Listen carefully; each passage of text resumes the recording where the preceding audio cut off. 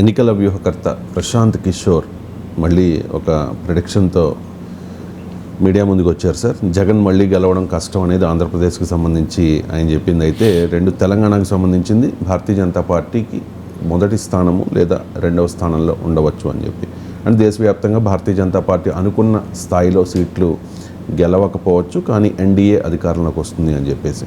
So Prashanth Kishore బయట play చేయాలి. आंध्र प्रदेश में जो मैंने काम किया है, जो मैं थोड़ा बहुत बाहर से देखता हूँ, it would be difficult for Jagan Mohan Reddy to make a come back. Why so? There is many reasons. One is there are leaders like Jagan Mohan Reddy who have thought and have become in their minds the provider rather than being the leader. There is a huge difference between being an elected leader and started to think yourself as a provider. जब आप democratically elected leader हो तो you have to provide but you have to also take care of the people's aspirations. जब आप provider बन गए हो pure play, then you think कि भाई मैं राजा हूं, मुझे पता है तुम्हें क्या चाहिए, मैं दे रहा हूं और मुझे वोट देते रहो.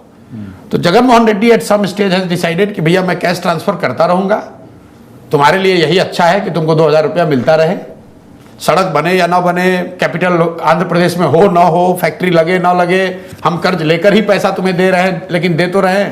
ముందుగా ఆంధ్రప్రదేశ్కు సంబంధించి ప్రశాంత్ కిషోర్ చెప్పిన ప్రిడిక్షన్ గురించి మాట్లాడదాం సార్. ప్రజల ఆకాంక్షలు నెరవేరలేదు, తాయిలాలు ఇచ్చేస్తూ ఉన్నాం, డబ్బులు ఇచ్చేస్తాం అంటూ ఉంటే ప్రజలు యాక్సెప్ట్ చేయరు అని చెప్పి ఆయన చెప్పిన ప్రిడిక్షన్ మీద మీ కామెంట్. అంటే ఆయన ఇదివరకు కూడా చెప్పారు, ఇదేమి మొదటిసారి చెప్పలేదు. అసలు ఏ పార్టీ గెలుస్తుంది అని కంక్లూజివ్గా రిపిటేటివ్గా చెప్పడము ఒక విశ్లేషకుడి పని కాదు. విశ్లేషకుడు పరిస్థితుల్ని విశ్లేషించాలి. ఎవరు ఓడతారు ఎవరు గెలుస్తారు అని చెప్పడం రాజకీయ నాయకుల పని. తాము గెలుస్తాము తాము ఓడతామని చెప్తారు. ఏదైనా స్పెసిఫిక్ కాంటెక్స్ట్లో పలానా చోటగా అవి చాలా స్పష్టత ఉంది అన్నప్పుడు మాట్లాడు వేరు, ట్రెండ్ మాట్లాడడు వేరు, రిజల్ట్ మాట్లాడడు వేరు.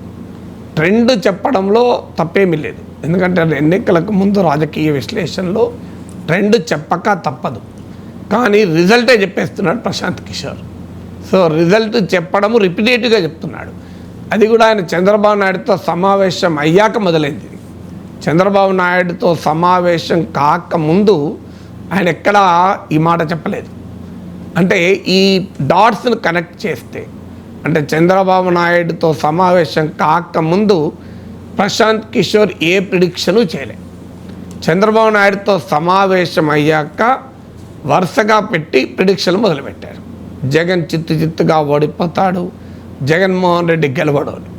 అది చెప్పే ముందు ప్రాతిపదిక ఏంటి అంటే, నాకేమీ డైరెక్ట్ ఎక్స్పోజర్ లేదు, ఆన్ గ్రౌండ్ ఏం జరుగుతుందో నాకు తెలియదు, నేను బీహార్లో నా పాదయాత్రలో ఉన్నా, నాకు ఆంధ్రప్రదేశ్లో ఏం జరుగుతున్నదో నాకు తెలియదు అంటాడు. సో తెలియదు అంటూనే రిజల్ట్ చెప్పేస్తున్నాడు. సో రిజల్ట్ చెప్పడం, కొన్ని సందర్భాల్లో నేనేదో మాట్లాడితే ఓ యూట్యూబ్ ఛానల్ వాళ్ళు బల్లగుద్ది చెప్తున్నా జగన్ గెలుస్తున్నాడు, నాగేశ్వర్ సంచలన సర్వే అని ఒక థంబ్నెయిల్ పెట్టాడు. నేను అక్కడ ఎక్కడా అలా బల్లలు గుద్దలేదు, అసలు నాకు కూర్చున్న దగ్గర బల్లే లేదు, ఖచ్చితంగా గెలుస్తున్నాడు అని ఎక్కడా చెప్పలేదు. సంచలన సర్వే, నేను సర్వేలే చేయలేదు, నేను చెప్పాను కూడా సర్వేలు చేయలేని. లోపల వీడియోలో ఏముండదు, అది కేవలం థంబ్నెయిల్స్లో మాత్రమే ఉంటుంది. సో విచిత్రం అన్నట్టు.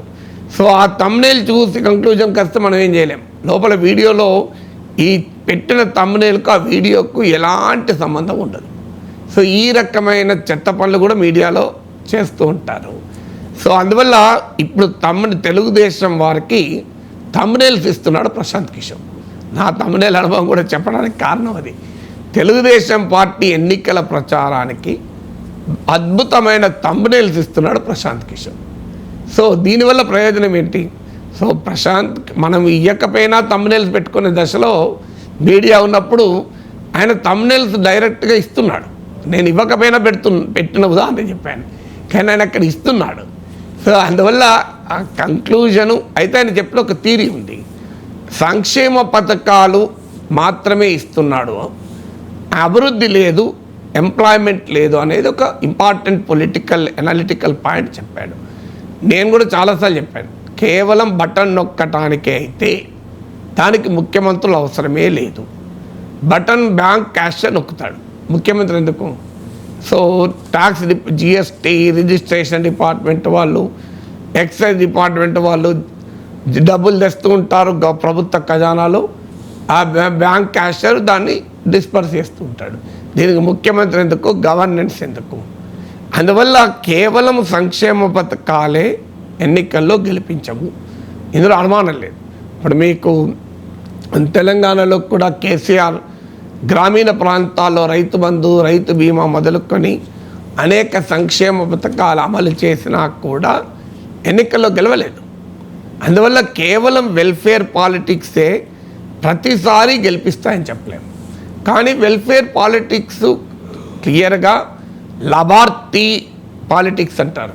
ఈవెన్ నరేంద్ర మోడీ నుంచి మొదలుకొని చంద్రబాబు నాయుడు వరకైనా వెల్ఫేర్ పాలిటిక్స్ వల్ల ఓట్లు రావు అన్న భావనలో ఏం లేరు. అలా ఉండుంటే నరేంద్ర మోడీ పిఎం కిసాన్ ఎందుకు ఇస్తాడు? అది కూడా బటన్ నొక్కడే కదా. చంద్రబాబు నాయుడు ఇప్పుడు పెన్షన్ 4,000కి ఇస్తానంటున్నాడు. అది బటన్ నొక్కకపోతే ఏమైనా అయితే ఎట్లా వస్తాయి డబ్బులు? అలాగే చంద్రబాబు నాయుడు అమ్మఒడి ఒక్కరికి కాదు ఇద్దరికైనా ఇస్తాను, ముగ్గురికైనా ఇస్తా అంటాడు. అది కూడా బటన్ నొక్కడే కదా. సో జగన్మోహన్ రెడ్డి బటన్ నొక్కితే ఓట్లు పడవు అన్నప్పుడు చంద్రబాబు నాయుడు బటన్ నొక్కితే ఓట్లు ఎందుకు పడతాయో కూడా చెప్పాలి కదా. బటన్ అంటూ నొక్కితే కేవలం బటన్ నొక్కడం పైన జగన్కు పడవు, చంద్రబాబుకు పడవు. కానీ అది చెప్పడం లేదు. జగన్మోహన్ రెడ్డి బటన్ నొక్కితే పడవంటున్నాడు, మరి చంద్రబాబు నాయుడు కూడా బటన్ నొక్కుతూనే అంటున్నాడు. ఆయన వేరే అంటలేడు, ఇంకా బటన్ నొక్కి ఎక్కువ పడేలా చేస్తా అంటున్నాడు.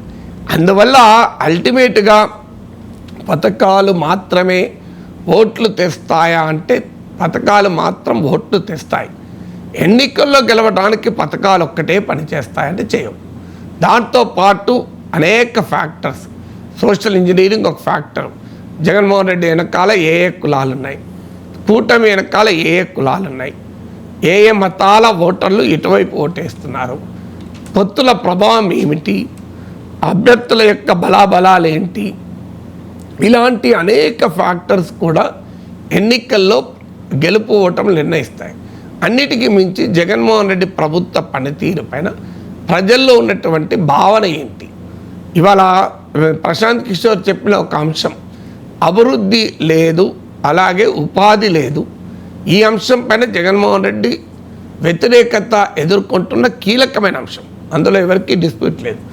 ఈ మేరకైనా ఇవాళ గట్టి పోటీ కూటమి నువ్వా నేనా అనే స్థాయిలో పోటీ ఇస్తోంది అంటే 2 కారణాలు. ఒకటి జనసేనతో పొత్తు, 2 ఈ డెవలప్మెంట్ లేదు, కేవలం వెల్ఫేర్ మాత్రమే ఉంది, డెవలప్మెంట్ లేదు, ఎంప్లాయ్మెంట్ లేదు అన్న భావన.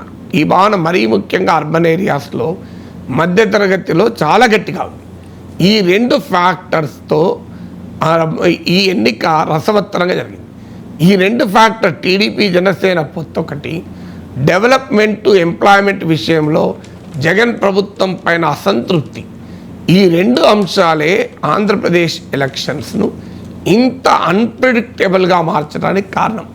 ప్రశాంత్ కిషోర్ రామో జగన్ చిత్తుగా ఓడిపోతానంటాడు. నిన్నగా మొన్న టైమ్స్ నౌ సర్వే 25లో 22 సీట్లు మళ్ళీ వైసీపీకి వస్తాయి లోక్సభ సీట్లు అని చెప్పింది. సో ఇంత కాంట్రడిక్టరీగా సర్వేల రిజల్ట్స్ రావడానికి కూడా కారణం ఇది, ఈ 2 ఫ్యాక్టర్సే. అందువల్ల ఆ ఫ్యాక్టరు నిజం ఓన్లీ వెల్ఫేర్ పైన కేంద్రీకరించి డెవలప్మెంటు ఎంప్లాయ్మెంట్ అనే అంశాన్ని జగన్ ప్రభుత్వం దానిపైన యాక్ట్ చేయలేదు అన్న విమర్శ నిజం. అయితే ఆ విమర్శ వల్లనే ఎన్నికల్లో ఓడిపోతారా? కేవలం డెవలప్మెంట్ అనే అంశము ఎన్నికల ఫలితాలు డిసైడ్ చేస్తాయా? ఈ వెల్ఫేర్ పాలిటిక్స్ను పూర్తిగా ఇగ్నోర్ చేయగలమా అనేది క్వశ్చన్ మార్క్గా మాత్రం ఉంది.